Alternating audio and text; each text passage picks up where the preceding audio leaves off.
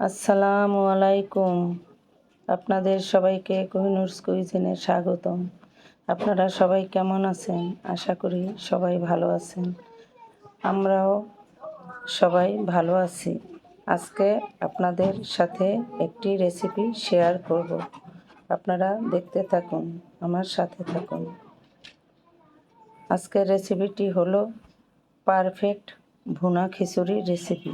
দেখতে থাকুন আমি কিভাবে খিচুড়ি রান্না করি। তেজপাতা দিলাম, 3 টুকরা দারচিনি, 2-4 শুকনো মরিচ, 5টা এলাচ। আমি 3 পট চাউলের 3 পট পোলার চালের খিচুড়ি, ভুনা খিচুড়ির জন্য আমি তেজপাতা, দারচিনি, এলাচ, 2টা শুকনো মরিচ দিয়ে দিলাম। এটা নাড়াচাড়া দিয়ে দিলাম একটু। তেজপাতাটা, তেলটা গরম হয়ে গেছে, আমি পেঁয়াজ দিয়ে দিলাম।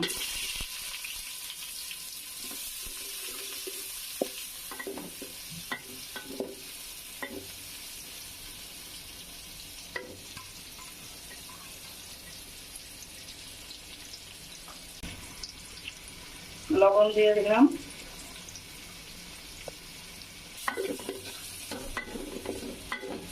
আমার পেঁয়াজটা নরম হলে আমি বাকি মশলাগুলো দিলাম।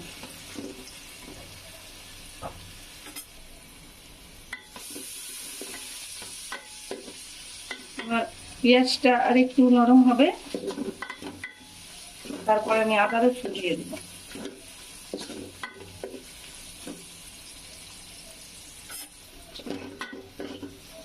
আমার পেঁয়াজটা ভাজা হয়ে গেছে, আমি এখন আদা রসুন দিয়ে দিচ্ছি।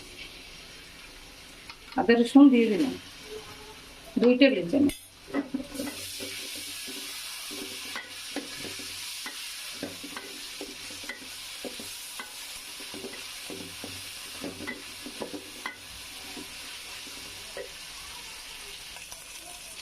এক টেবিল চামচ কাঁচামরিচ পেস্ট করা দিলাম।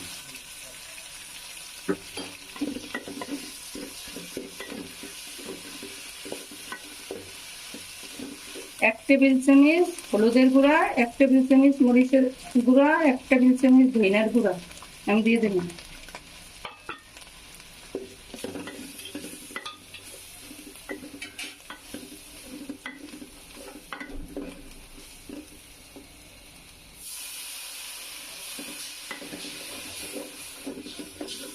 আমি একটু পানি দিয়ে মশলাটা কষিয়ে আনছি।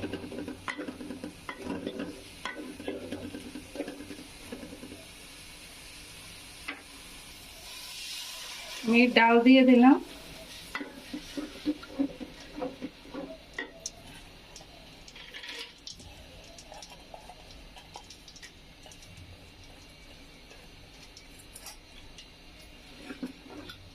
দুই পট চাউলে 1 পট ডাল দিলাম, মানে চালের অর্ধেকটা ডাল।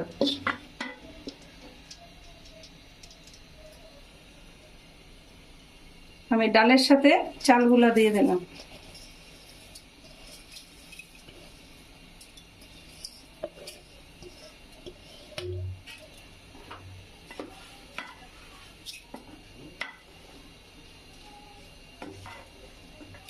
ডাল চাল একসাথে আমি কষিয়ে নিব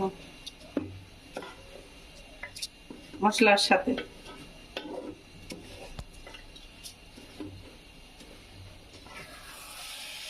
আমি ডাল আর চাল ভালোভাবে কষিয়ে নিলাম।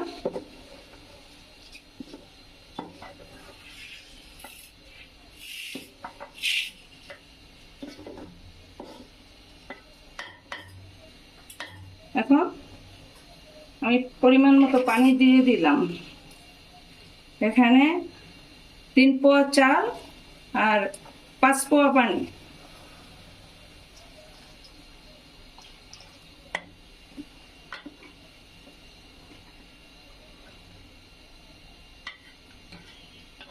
যারা ছোট ফ্যামিলি তারা এইভাবে অল্প চাল যারা রান্না করবে তাদের জন্য এটা পারফেক্ট।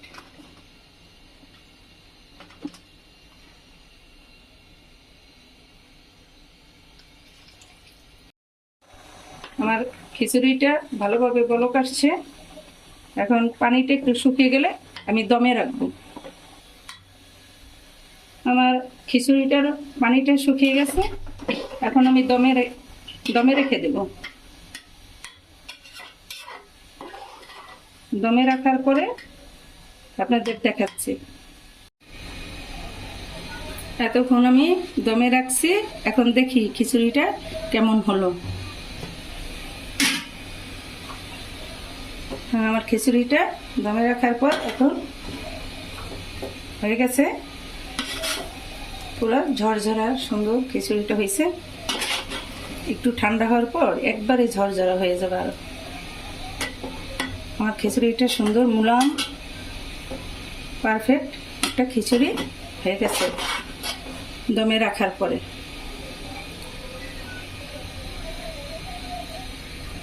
আমার হয়ে গেছে পোলার চালের ভুনা খিচুড়ি। আপনারা এভাবে রান্না করে খাবেন, আপনাদের অনেক ভালো লাগবে। এভাবে ঝরঝরা খিচুড়ি রান্না করে আপনারা খাবেন। আজকে আমার ভুনা খিচুড়ির রেসিপিটি আপনাদের কেমন লাগলো কমেন্টের মাধ্যমে জানাবেন। আর আমার ভিডিওটি যদি আপনাদের ভালো লাগে শেয়ার করবেন, লাইক করবেন, আমার চ্যানেলটি সাবস্ক্রাইব করে পাশে থাকবেন। আল্লাহ হাফেজ।